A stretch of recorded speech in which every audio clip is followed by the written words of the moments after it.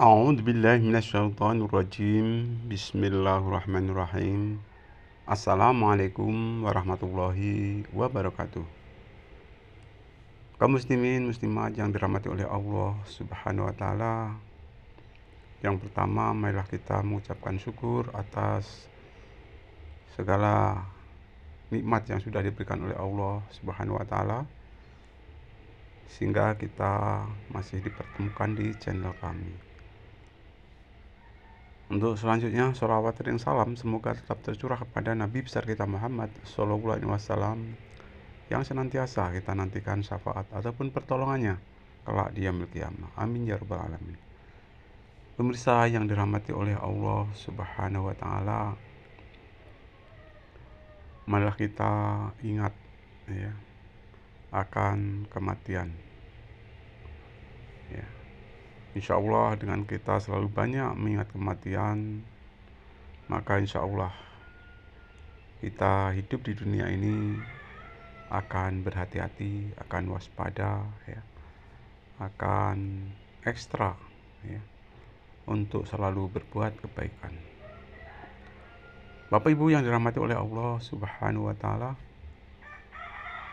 kalaupun toh kewajiban sesama muslim diantaranya adalah menjenguk apabila sakit, keterkaitan dengan sakit apabila sudah meninggal dunia, maka kita pun punya kewajiban yaitu untuk bertakziah ataupun mengurus jenazah. Kepengurusan jenazah adalah fardu kifayah yang dilakukan secara bersama-sama. Dalam kepengurusan ini tentunya ada beberapa hal, di antaranya memandikan. Setelah kewajiban memandikan selesai, maka dilanjutkan dengan menghafani, ya, menghafani daripada jenazah tersebut. Setelah selesai menghafani, diteruskan dengan menyolatkan. Sungguh sangat bagus apabila penyolatan jenazah tersebut, ya, dilaksanakan secara bersama-sama di masjid. Karena lokasinya kalau di masjid insya Allah, ya, banyak sekali yang mengikutinya.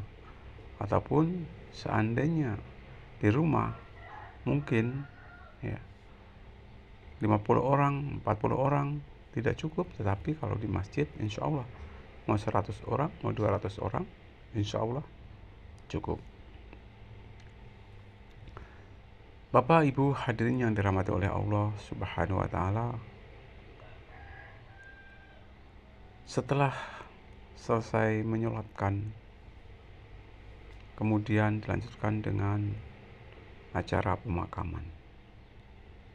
Jadi 4 tahap, ya. Yang pertama itu setelah kita datang, ya, khususnya ada petugas di situ. Kalaupun toh tidak ada petugas, itu juga merupakan kewajiban kita bersama. Yang pertama itu adalah memandikan, ya, tadi sudah memandikan. Selesai memandikan kemudian dikafani selesai juga, kemudian disolatkan. Setelah disolatkan selesai, jenazah diantar ke makam. Nah, setelah diantar ke makam, tentunya acara penguburan. Alam kubur merupakan awal kehidupan daripada di akhirat. Insya Allah selaku orang yang beriman, tentunya kita yakin bahwa ada 2 malaikat, ya, yang bertugas untuk menanyai, yaitu jenazah atau mayat di alam kubur, yaitu malaikat mungkar dan nakir. Kita mempercayainya hal tersebut, ya. Karena insya Allah kalau kita mempercayainya dengan adanya malaikat yang akan menanyai kita di alam kubur, insya Allah tentunya kita akan bisa meningkatkan keimanan dan ketakwaan kita kepada Allah Subhanahu wa taala. Kaum muslimin muslimat yang dirahmati oleh Allah Subhanahu wa taala, Di dunia ini hakikatnya kita sementara, ya. Jadi hidup di alam dunia itu sementara. Hidup di alam roh, ya, berapa tahun kita nggak tahu, itu rahasia Allah. Hidup di alam kandungan itu, ya, secara umum 9 bulan 10 hari. Setelah di alam kandungan, ya, menuju ke alam dunia. Nah, di alam dunia ini, ya, tentunya kita hendaknya mempersiapkan sedemikian rupa untuk persiapan menuju ke alam akhirat. Dikatakan dunia sementara, sedangkan akhirat abadi ataupun selamanya. Walaupun hidup di dunia ini sementara, tapi kesementaraan kita di dunia ini akan tentukan bahagia atau tidaknya kelak di alam akhirat. Semua beranggapan bahwa permohonannya insya Allah Rabbana atina fid dunya hasanah wa fil akhirati hasanah wa qina adzabannar. Ya Allah, berikan aku kebahagiaan di dunia ini, kebahagiaan di akhirat kelak, dan jauhkan kami dari api neraka. Kaum muslimat yang dirahmati oleh Allah Subhanahu wa taala. Jadi jangan sampai bosan-bosan kita berdoa dan berdoa. Karena doa itu merupakan saripati daripada ibadah. Ya. Dengan doa insya Allah, ya, kita memohon dengan tulus kepada Allah, ya, akan hidup kehidupan ini akan menjadi lebih baik dan lebih baik.